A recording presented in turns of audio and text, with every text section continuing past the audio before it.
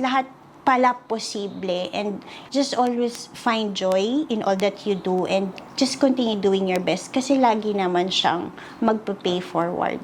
I'm Wandalyn Tan-Calupig. I've been in Dubai for over 14 years. I used to be audit manager for Emirates Airline, but in 2014, I experienced burnout. So I reinvented my life and my career. So from audit manager, I started my own training and consulting company here in Dubai last year. And I'm now in the business of changing lives through training, coaching, and consulting. Wow. Welcome to the Global Filipino Magazine, #1 most influential woman in LinkedIn.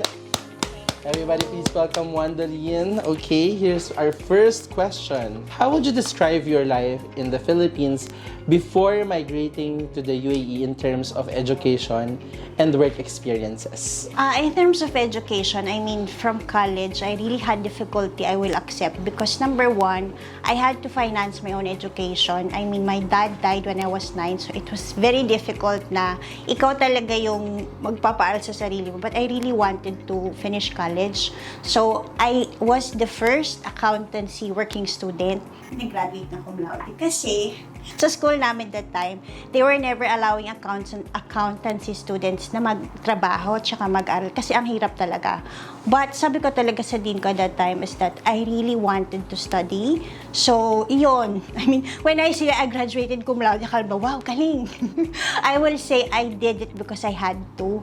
So, experience in education, I'll say, is not easy, but it made me the person I am. Kasi I learned na kapag ginalingan mo, when you do the best in all that you do, talagang doon na pala mangyayari yung mga magagandang nangyayari sa buhay. My experiences in education in the Philippines was not easy, pero lahat siya naging parte ng buhay ko. So, sobrang thankful ako doon. How does it feel to be called #1 most influential Filipina sa LinkedIn at dito yan sa UAE?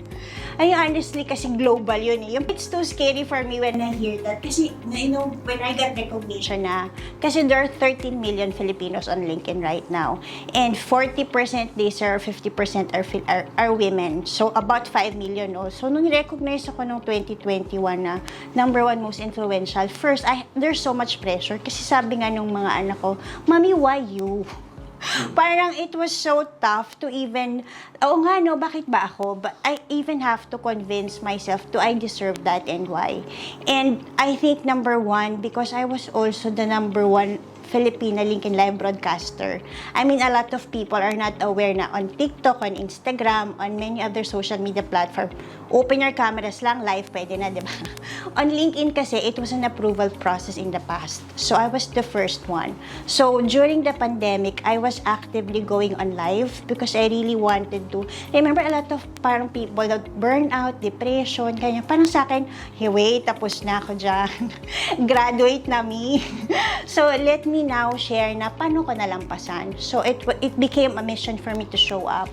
I did a lot of webinars, workshop, life career coaching calls. So, nung naisip ko na, oo nga pala, no, it's not really, pag naririnig ko yan, natatakot pa rin ako until now because the title is so heavy na influential. Pero at the end of the day, I will always say, my intention is always to help and really influence others. And it's a joy to be recognized that way na salamat, diba? Kasi kahit pa paano, yung efforts natin na-recognize. Yes, and you're raising our Philippine flag. Yes, syempre laging dala natin yan. Correct. What motivated you to move to Dubai, and how did you navigate the transition from life in the Philippines to working in the UAE? Una kasi, when I started working in 2000 sa Philippines, I was with Ernst & Young Manila, which is po ng bayan ng Oroyo. Then after that, I moved to Intel. Ang ganda ng trabaho ko. I mean, both my work are very good. Sa Intel, ang ganda ng trabaho ko. Yun nga lang, parang there's always a point na halos wala ka ng rest. Parang talaga kasi that time, our office is in Cavite and Makati. And there are days I have to wake up 4 a.m. Tapos, dadating kami sa office 7. Tapos, makauwi ako mga 6 na. Tapos, mag-work lang. Parang break ko lang lagi nun. Kakain, tutulog, that's it. Kasi I had so much responsibilities managing taxation, individual and corporate, for 5 companies of Intel. And that time pa, I was supposed to be transferred to Singapore also. Pero sabi ko noon, una, the opportunity is good. I really love Intel, but I always ask myself, how long can I live like this? I mean, lagi ako may sakit na parang, ba't ganun? But I also realize, teka, nagpapakamatay din pala ako magtrabaho. So, I really reflect on, parang gusto kong umalis ng Pilipinas. Kasi, ang totoo, yung sa family ng mama ko, lahat halos doon, may OFW, bawat pamilya, kami wala. So, sabi ko noon, sige nga, try ko na. And, binili ko rin kasi ng bahay si mama kasi wala talaga kaming bahay. Sa pag-ibig computation, no, it will take me 20 years to pay that. So, sabi ko, hindi ko kaya. Na parang, I have to really parang have this big loan. Tapos, parang pagod ka na magtrabaho, but you have to pay it pa. So, I sent a message to my friend that time. So, sabi ko, kumusta sa Dubai? Tapos sabi, tinanong ko sa kanya, okay ba? Sabi niya, yeah, why not send your CV? Tapos pinadala ko lang, it was unintentional. One day, habang naglalakad ako, may tumawag, Emirates Airline daw. Parang it was a Friday, they were asking me to come on a Sunday for an interview. First, I don't have a visa and I don't have a ticket, so I really don't know if I can travel. Tapos, parang syempre naglalakad ka sa road, so takot ka baka manakaw yung cellphone. So, can you just call me back? Kasi nga hindi ako convinced na real siya. Thankfully, nag-call back sila. Tapos yun, they flew me here December 2005 for an interview. Tapos yun, dire-diretso na. And I will say, it was a great experience working with Emirates. I mean, I've been there for 10 years. Talagang nakatravel ako sa iba't ibang lugar, doing audit. I was exposed to many nationalities, different personalities. Pero again, hindi na siya madali. Kasi syempre, lalo na, akala nila, una, maliit ako. Pangalawa, maliit din yung bosses ko. So, kahit sabi, audit manager ka, but the way they look at you, they will already have an impression and judgment of what kind of person are you. But I will say, again, it helped me become the person I am today, dealing with this different kind of people, challenges, and na-enjoy ko talaga din naman yung trabaho ko. Thank you. Can you share some of the challenges you faced upon arriving in the UAE and how did you overcome? I think that's one of those, no? Yeah. So, sige, share tayo. Siguro madami. Una, kasi when I was in Manila, kasama ko lagi talaga yung ate ko or mama ko. I mean, yung ate ko lagi kong kasama. Hindi ako domesticated. Hindi ako marunong maglaba, magluto. Tsaka kasi sa Manila, it's so easy. Pagdating ko dito, I really have to do everything on my own. Kasi that time, no, 2006, it was a struggle na tatawag pa ako, paano gumamit ng washing machine? Alam mo yun, ganun ka-basic. I mean, it sounds so stupid, di ba? Na parang ano ba, hindi ako marunong gumamit ng washing machine. Pero hindi talaga ako marunong. Kasi sa Manila, dadalhin mo lang sa laundry, tapos na.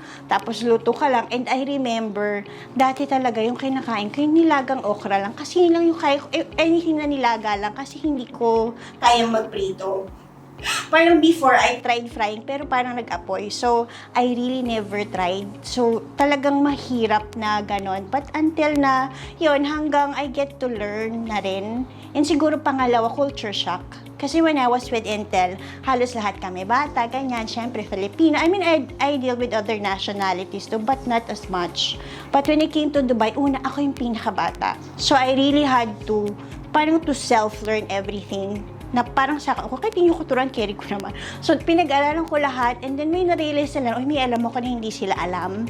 Then, they started sharing with me. Then, I became a repository of information na parang lahat nag-share sa akin. I was never a threat to anybody. So, adjusting to the environment, adjusting to the culture, hindi siya ganun kadali. Pero, ma-appreciate mo naman, I think, the best thing in Dubai is yung safety. Sa dami nung napuntahan ko na lugar, ito pa rin yung safest place na Dubai. lugar talaga sa Dubai. So, ma-appreciate mo naman. True. Looking back, what lessons have you learned from your experiences as an OFW in Dubai? Siguro, lesson learned as an OFW, una, you need to really take care of your money. Kasi yung pera, pag lumaki yan, lalaki rin yung expense mo. And what I intentionally do talaga before and even now, kapag lumalaki yung pera ko, tinatago ko yung paglaki ng pera. So, ibinibili ko yan ng, let's say, naglo-loan ako sa bangko, so I can buy a property, that salary increase is parang nakatabi agad. Kasi, you have to understand na money is just money and how you use it will always define you eh. So, you have to be careful how you spend it. Kasi, nangyari sa akin dati, nung nag-work ako sa Philippines na, sige, bilhin nyo na lahat kasi may pera na. I mean, that's one of the reasons also why I came to Dubai. Other than the housing loan I had, I also had the credit card loan. Na parang sa akin, I don't want to have that anymore. So, I learned my lesson well. Kaya pagdating ko dito, I was very, I'll say, disciplined na with my money. Pag may credit card ako, fully paid yan. Pag may taas yung sweldo ko, tinatago ko yan. And number 2, you need to keep on upskilling yourself. Kasi the world is constantly changing eh.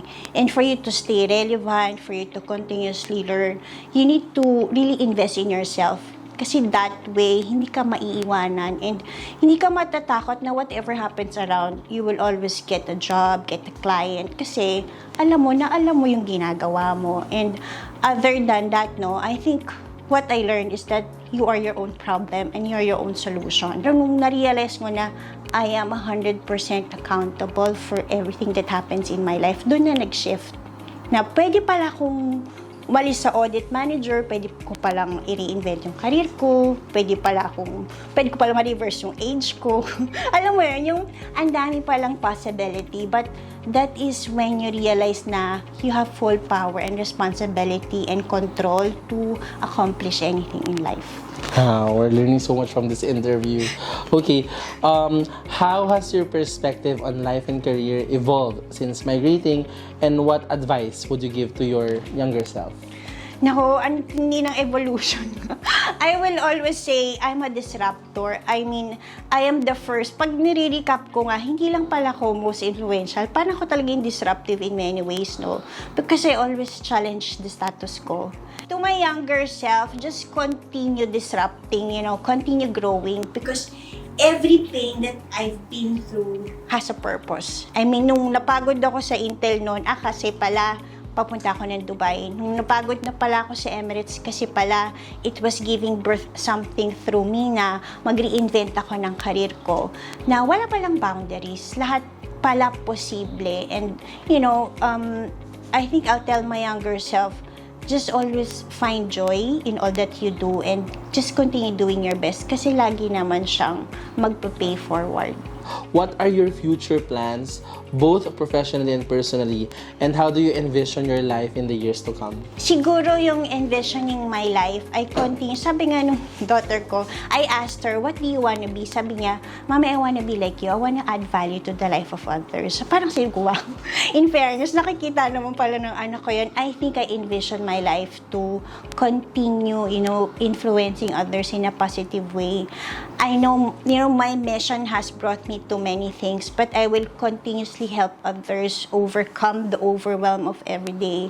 I will continuously share my struggles, my successes, and my journey. And siguro professionally, I've always had plans, of course, kaya nga ako nag-start ng business ko dito sa Dubai, to bring this business globally. Kasi ang mahal kasi talaga na nagastos ko to be this sane and happy that, today, kasi ang dami kong pinag-aralang programs, coaching, etc. I know not everyone have the money, the time, or the energy to learn it. So, I'll be more than happy to share that to whoever is ready. And I always pray na, Lord, use whatever I have so I can be a blessing now to many more. So, siguro professionally, yes, and sa business din, I want this business to grow so big that it will really impact lives in a positive way. Kasi pag na-realize mo na you have the power, you have the control, and all is well now and always, magiging mas peaceful ka. And, you will become a source of peace to many more also. Thank you very much. That was once again Wandalyn Tan-Calupig.